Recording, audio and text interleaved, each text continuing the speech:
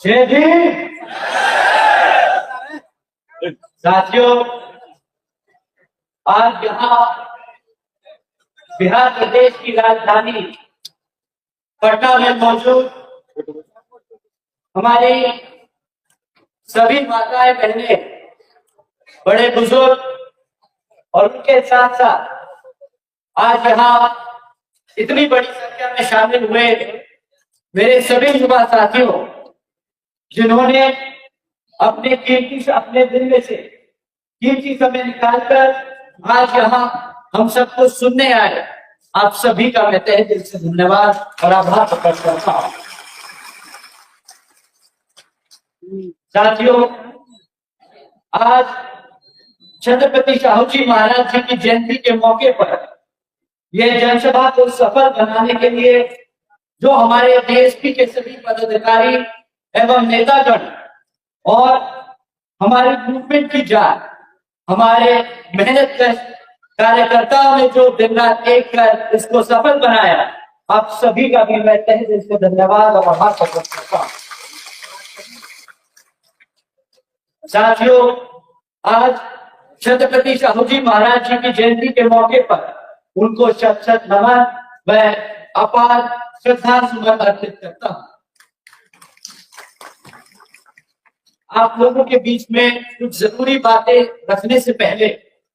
मैं अपने सभी संतों, गुरुओं व महापुरुषों में,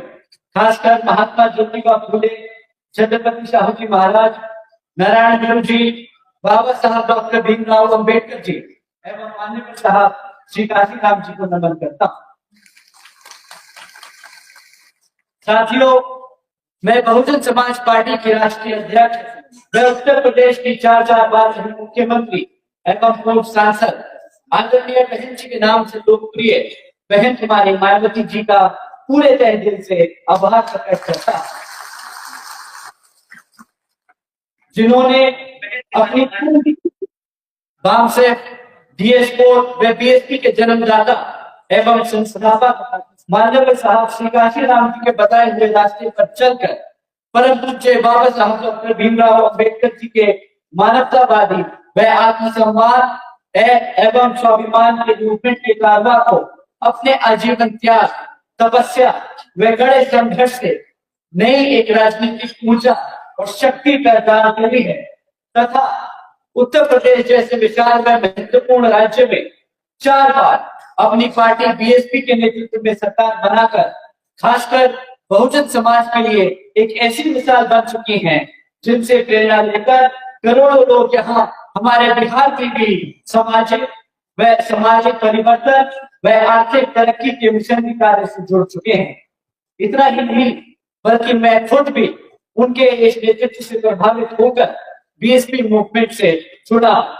और उनके पद चिन्हों पर चलकर इस मिशनरी दायित्व, कर्तव्य व फर्ज को अपनी आखिरी सांस तक निभाने की पूरी कोशिश करता रहूंगा।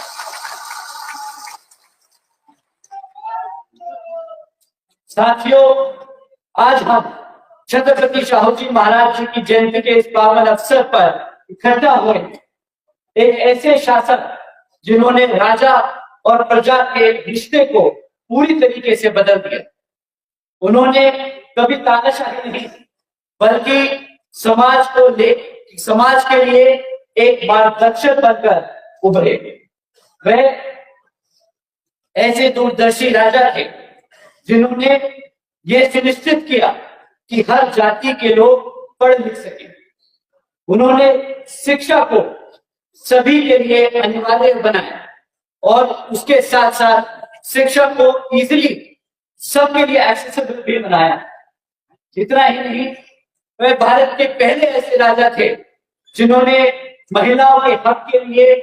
उनके सम्मान के लिए खुलकर वकालत की। शाहू जी महाराज जी ने अपने 28 वर्ष के शासन में जातिवादी, स्त्री विरोधी और अंधविश्वास जैसे सामाजिक बुराइयों को केवल चुनौती ही नहीं दी, बल्कि उन्होंने उनको बदलकर SC, ST और OBC समाज के लोगों को ऊपर उठाने का काम किया। इतना ही नहीं, उन्होंने महात्मा ज्योतिबा फूले जी और सावित्रीबाई फूले जी के विचारों को आगे बढ़ाने का भी काम किया। साहू जी महाराज ने सत्यशोधक समाज का समर्थन किया, एक ऐसा आंदोलन जो तर्कशील सोच को बढ़ावा देता है और जातिवाद को नकारता है। वो पहले ऐसे राजा थे जिन्होंने अपने राज्य में शिक्षा और सरकारी नौकरियों में हमारे एससी और ओबीसी समाज के लोगों के लिए 50% आरक्षण लागू किया था। साहू जी महाराज जी ने शिक्षा को लोकतांत्रिक बनाया। 1912 में उन्होंने प्राइमरी एजुकेशन को पहले तो कंपल्सरी किया, फिर 1917 में उन्होंने इसी प्राइमरी एजुकेशन को मुफ्त में देने का काम किया और फिर 1919 में उन्होंने एजुकेशन इंस्टीट्यूट में जातिगत भेदभाव को गैरकानूनी बनाया। साथियों, उन्होंने हर गांव में स्कूल खुलवाए, हमारे एससी और ओबीसी समाज के छात्रों के लिए स्कॉलरशिप भी चालू की थी और सभी जातियों के छात्रों के लिए निःशुल्क छात्रावास भी बनवाया। साथियों, उन्होंने हमारे बाबा साहब डॉक्टर भीमराव अंबेडकर जी की पढ़ाई का भी खर्चा उठाया, उन्होंने उनका समर्थन किया और पूरे देश को दिखाया कि एक राजा वही होता है जो पिछड़े दबे कुचलों के साथ खड़ा। साथियों, आज हम आरक्षण की बात करते हैं, सामाजिक परिवर्तन की बात करते हैं। उसकी जो पहली चिंगारी साहू जी महाराज जी ने जलाई थी। और साथियों, आदरणीय बहन जी के नेतृत्व में जिस सामाजिक परिवर्तन की लहर आपने उत्तर प्रदेश में देखी, वह आप लहर बिहार में भी उतरेगी।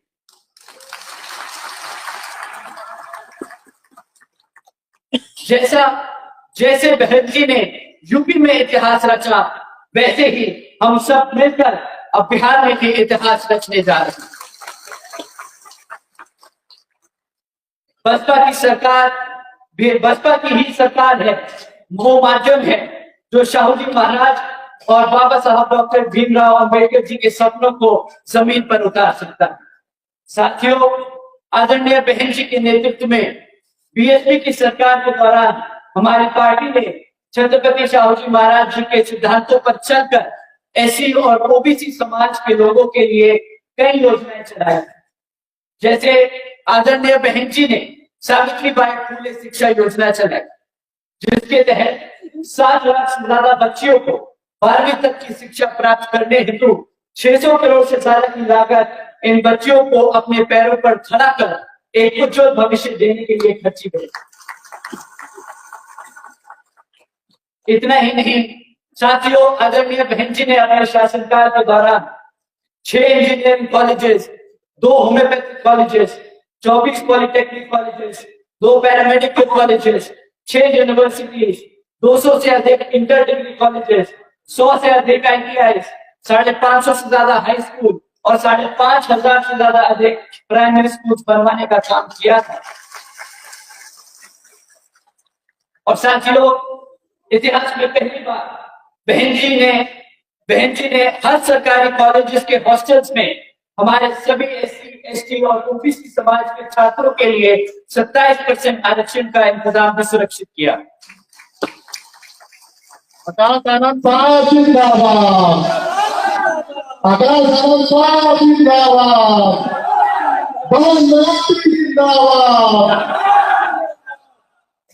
इतना ही नहीं साथियों, आदरणीय बहन कुमारी मायावती जी के शासनकाल में 90,000 से अधिक शिक्षकों को सरकारी नौकरी दी गई, 1 लाख से अधिक सफाई कर्मचारियों को भर्ती किया गया, 2 लाख से अधिक जवानों को पुलिस फोर्स में भर्ती किया गया। इतना ही नहीं, बल्कि बहन जी के शासनकाल के दौरान बसपा की सरकार ने कृषि एवं संबंधित कार्यों में मिनिमम वेजेस को 55 रुपए प्रतिदिन से बढ़ाकर 100 रुपए प्रतिदिन भी कर दिया था। और हमारे ओबीसी समाज के लोगों की क्रीमी लेयर की वार्षिक आय को 3 लाख रुपए से बढ़ाकर 5 लाख रुपए करने का भी काम किया है। साथ ही साथ बहन जी ने गन्ना खरीदने के दाम में रातों रात दुगने कर दिए थे और किसानों को मुफ्त में बोरिंग और सस्ता बिजली का कनेक्शन दिलवाने का काम किया। साथियों, आदरणीय बहन जी ने 28,500 से ज्यादा अंबेडकर ग्रामों का विकास करवाया, जिसके तहत हमारे SC, ST और पिछड़े जातियों के गांवों को पक्की सड़कें, साफ पानी, बिजली, प्राइमरी स्कूल्स और मेडिकल क्लिनिक्स की सुविधा प्राप्त कराई गई। आदरणीय बहन जी ने अपने शासनकाल के दौरान हमारे OBC समाज के लिए मदरसा बोर्ड का भी गठन किया था। आदरणीय बहन जी ने BJP की सरकार के दौरान लाखों भूमिहीन परिवारों को खेती के लिए जमीनों के 3-3 एकड़ के पट्टे उपलब्ध कराए और इतना ही नहीं, उनको उन जमीनों का मालिकाना हक भी दिलाया। साथियों, इस योजना के तहत आदरणीय बहन जी ने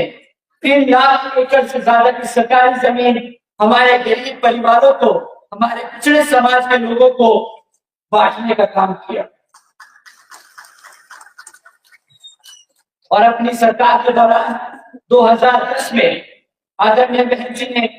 छत्रपति शाहू जी महाराज जी को सम्मान में अमेठी जिले का नाम बदलकर छत्रपति शाहू जी महाराज नगर कर दिया। साथियों, ये सब हुआ क्योंकि सत्ता में आदरणीय बहन जी जैसी मजबूत नेता थी, जिन्होंने समाज के दलित, पिछड़े, मुसलमान और गरीब के सम्मान का बढ़ावा किया, उनको सम्मान दिया और उन्हें आगे बढ़ाने का काम किया। आज पूरे देश में अगर हर पार्टी में OBC समाज और दलित समाज के लोग नेता बने बैठे हैं, तो उसकी नींव आपकी बहुजन समाज पार्टी ने ही रखी। और साथियों, अब आपके बिहार की बारी है। आपके बच्चों के लिए, आपके अधिकारों के लिए, आपके आत्मसम्मान के लिए बसपा मजबूत करनी पड़ेगी। आप लोगों को एकजुट होकर बहुजन समाज पार्टी से जुड़ना होगा। साथियों, बहन जी के गवर्नेंस मॉडल के तहत चलकर ही बहुजन समाज पार्टी की सरकार ने प्रदेश के SC और OBC समाज के साथ साथ सभी समाज के महापुरुषों को पूरा आदर सम्मान किया और सभी समाज के लोगों को अपने पैरों पर खड़ा कर उनको स्वाभिमान से जीने का अधिकार दिलाया। साथियों, अब मैं आप सभी लोगों से बस यही कहना चाहूंगा कि जिस तरह आदरणीय बहन जी के दिशा निर्देश पर हमारे माननीय राज्यसभा सांसद श्री रामजी गौतम जी और अनिल कुमार जी के साथ साथ सुरेश राव जी, उमाशंकर गौतम जी, शंकर मेहता जी, कुणाल किशोर जी, सतीश यादव जी, विकास पटेल जी, अभिमन्यु कुशवाहा जी, संजय मंडल जी, उदय प्रताप जी, राजन पटेल जी, धर्मेंद्र सैनी जी, राजकुमार जी, मुन्ना पांडे जी, बलिराम जी, मंजू चौधरी जी, राजेश्वर दास जी, धीरज जी, श्रीकांत जी, शिव पूजा मेहता जी, सुभाष दास जी और वकील यादव जी के साथ साथ जितने भी तमाम नेतागण जो बहुजन समाज पार्टी के लोग दिन रात मेहनत कर मजबूत करने का काम कर रहे हैं, मैं आप लोगों से भी दरख्वास्त करूंगा कि आप भी सब एकजुट होकर बिहार के आने वाले आम चुनाव में पूरा बहुजन समाज पार्टी का साथ। और साथियों, यही सही मानने में छत्रपति शाहू जी महाराज जी को सच्ची श्रद्धांजलि होगी।